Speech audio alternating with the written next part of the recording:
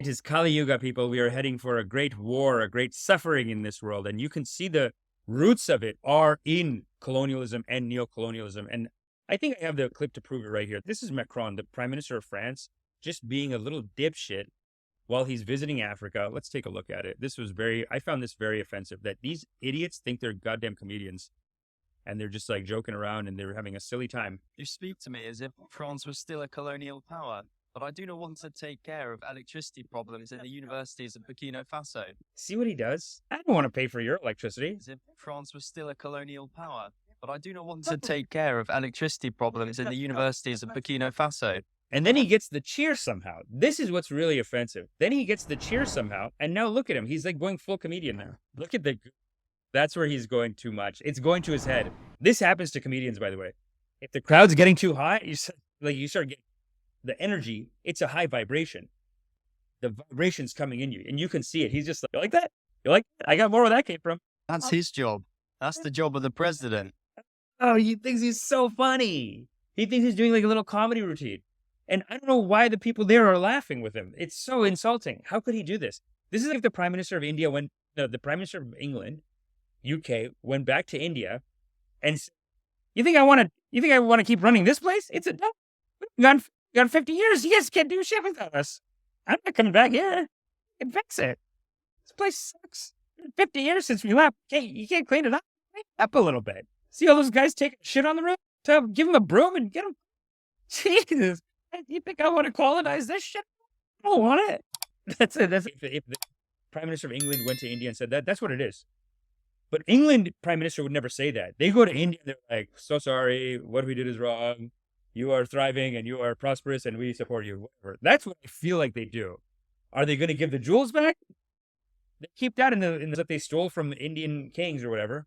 But you could think of that as like one colonizer taking from another colonizer. Come on, honestly, like those kings in India, they weren't much better. And this is why, if the Prime Minister of England went to India and said, you think I want to take this back? It's better off when we did it. If the Prime Minister of England could go to India and do that, and there could be a cheering crowd in India.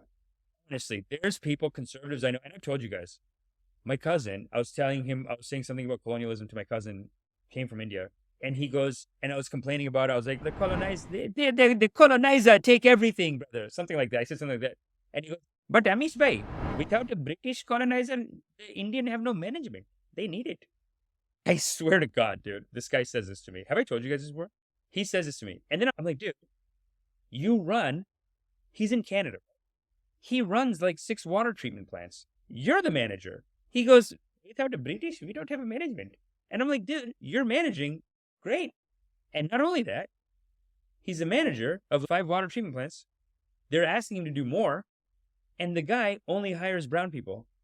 It's so twisted, right? He won't hire a white guy and then if you say, I even asked him, you only hire Indian guys? He's like, yeah. And I'm like, what if a white guy came? He's like, we want people who can work. And that's what he said. So it's like, the insults are going in all the directions. We take it so seriously. Like, it's like, the insults are going in every direction. But it's still, yeah, he needs a guy from India that he can call at 4 a.m. and be like, you get up, idiot. We got work to do. You can't do that with a white guy, probably. So that's it. Why are they cheering? He's in Africa. They should be murdering him like they did to Gaddafi. They should be dragging him through the streets and killing him. What a piece of shit to go back while France is stealing their resources. As we speak, you know how much they could sell lithium for? Apparently in not Gabon, but Burkina Faso. What's the main one? Niger. In Niger, they could be selling if they just sold their lithium not to France. They're rich tomorrow. The price difference, France, with this neocolonialist, with controlling their currency and controlling their resources, to this day, steals half of not half. I always think it's half because that would be reasonable. It's %.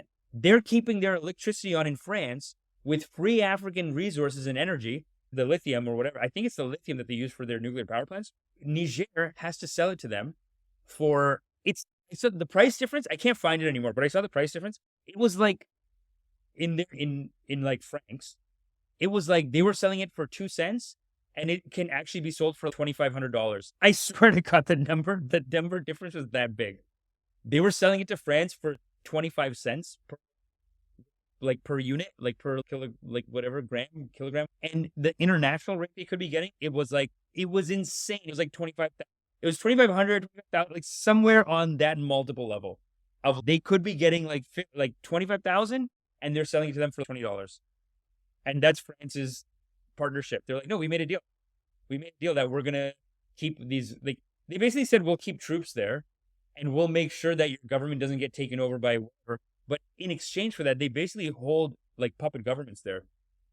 Actually, there's a great clip I want to show you of someone else. The reason I think it's so important is that even my friends, like who I think are liberal, they tell me they're liberal, and I'll tell them that the French are still colonizing Africa. Like they have 7 countries in Africa. They control their currency. They control their resources. They basically teach them French in exchange for basically now you can't and control their currency, whatever. They give them nothing and they take so much. And they've been doing it since, like, people call it neocolonialism because it's like halfway there. I was telling a friend of mine, and he goes, "Oh, Amish, what are you, far left? What are you watching, far left materials? Come on, Amish." And it's like, people don't know. People don't know. I'll show you the proof of it in the next video. Usually people at comics drink water when the crowd's too crazy. So basically, he took like, this is such a flex to stop for water because the crowd's so hot that it's like you sip the water, and then now he's coming back with more rips. What a piece of shit, man. On the other hand, I reassure you. Oh, what's this? He's going away. Stay there. The prime minister left. Okay, you know what happened? I think their air conditioning cut out. I think what happens is because these guys send all their natural resources to France, because France can't run their nuclear power plants without stealing all their shit. So because they're sending all this stuff over there, they're having regular power outages. And then because the French have even a deal with them that, like, not only do you have to sell it to us, you have to sell us this much. So these guys have to sell all of it over to France. And so it literally is, no, you're stealing their resources, and now they can't keep their lights on regularly. But India was like this too. When I first went to India, they would have electricity 2 hours a day. And in the West, we're sitting around like fat cats, all day electricity. Now India has all day electricity. But when I was a kid, and this is the nature of colonization, people, this is all the countries that were poor are still poor. All the countries that were rich are still rich. But India could take over the West, and that's going to be a very interesting time. Maybe he's off to repair the air conditioning.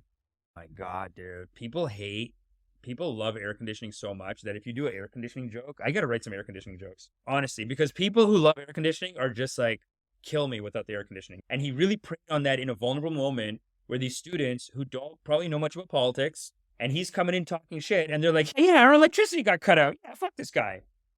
Bunch of university students. They don't know better. And then he's acting like he's some great comedian, like he came up with this great joke. What do you want, me to pay your electricity? Come on, guys. You're taking their shit. Okay, cool. Let's watch the net. I have another video on this, and it's very important. It's from a great YouTuber named Richard May. Now, why is... Let's watch this. Just to give context of what these people do. This guy always has the rips. Why France needs Gabon. And in the title, it said, "You know why." But they never let me hear. Let me show you the thing. That's it. You already know why. This is the clip we got to watch, I think. I think this is the one. Now, why is Gabon important? With Niger, it's obvious the relationship with France is, it's about uranium mostly. This France-Afrique or Franc-Afrique is neocolonialism. After all these countries post-World War II were getting their independence, the French solution to that was get all these rich businessmen and French businessmen in Africa together and their contacts and make a network of people and then put stooges in their place. And then basically you can run Africa while making it look like these countries are independent. Look at the natural resources in Gabon. Manganese, diamonds, gold, uranium.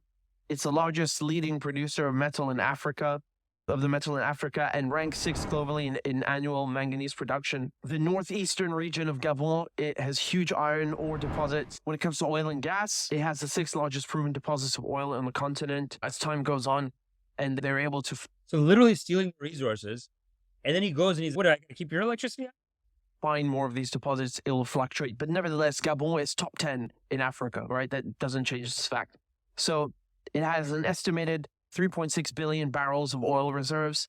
Let's watch. 6 of the country's total exports to the U.S. And it has large deposits of natural gas, which are estimated to be over 28.3 billion cubic meters. They're trying to diversify the economy and so on, but whatever. The point is that Gabon is very rich in resources, to the point that its entire economy depends on it. It's so obvious what's happening. It's so obvious.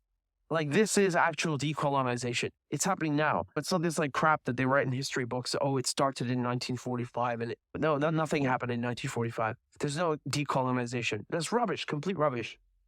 Fucking rips. He's great. You see, the colonizer is finished, huh? The colonizer is finished. Look, they are crying. They are crying because we are rising above them. The colonizer is finished. I would also like to now invite India to return the £2.3 billion foreign aid money that we sent them between 2016 and 2021. Also set to give them 50... Whoa! They give money to India? Foreign aid? Huh. They should, but that's fair. £7 million next year, but I think the British taxpayer should keep hold of that. He quickly transitioned into a jealous, racist rant. The Secretary Department of Space and Chairman. We should not be giving money to countries with a space program. As a rule, if you can afford to fire a rocket at the dark side of the moon, you shouldn't be coming to us with your hand out. Ah, dude, this guy's going on a rip, eh? India reportedly has 229 million people living in poverty. According to the UN, it's the highest number anywhere in the world. It's also the 5th largest economy in the world with an annual Great topic, but great topic. Yeah, we're just a little buttercup, aren't we? That's good. Great topic. Thank you for this. GDP of around $3.75 trillion. Why are we paying to help poverty-stricken Indians when their own government won't bother? Oh, that's it, right? This is GB News? Why is he such a hater? As in history with its Chandrayaan 3 mission, congratulatory message came pouring in from all parts of the world. Nice. UK media went on a ranting spree with shocking comments about India's moon mission exhibiting its inherent racist agenda. UK media! Didn't say UK conservative media, just said UK media. I feel like the rest of UK media was probably like, oh, thank you. He said during his news bulletin about India's successful lunar mission. 2.3, but they drained India of resources for 250 years. I wonder how the 2.3 billion compares to that, though, with inflation. It can't be close. It's not even close, right? India was 25% of the world's GDP when they took it over, and they drained all the wealth and sent it to England over 250 years. That's why a lot of people say that the other kings that ruled India are actually better because they actually stayed in India. So as much as bad as they were, the wealth just stayed and cycled in, whereas England took it all out. I would also like to now invite India to return the £2.3 billion foreign aid money that we sent them between 2016 and 2021. Oh, that's over 5 years? Come on, dude. It's nothing. 2.3 billion in foreign aid? If it's going to feed poor people, that's actually good. That's a good investment. Because who's going to England and do all the jobs, idiot? You need Indian people to come. Because think about it like this. I remember years ago someone was saying that there's too much immigrants or like the immigrants are a strain or something. Someone explained it to me like this, that like actually immigrants are a huge tax base because we basically let in people over 20 who can just come in and get a job, or they're going to finish school and get a job. So statistically, you're inviting in a working class, like you're basically inviting in working class people who are going to immediately just start contributing to taxes, as opposed to if someone had a kid, then you got to put them in public school, you got to pay for 18, 20 years of like school, and like they're not going to work, they're not going to pay taxes back in until they're 25 at least, or 22, significantly until they're 25. Better for the country to just bring in an MBA from India, because they'll just get here and start working on something that's worth 100,000. You know what I mean? And the moral of the story is, you are loved because you are loved. Such is the nature of loving kindness. Okay? So now that I've done my karmas, make sure you do your karmas, hit the like, hit the subscribe, and sign up for meditation. Ascension is upon us, foolish! Sign up for meditation immediately! Ha! Am I still here?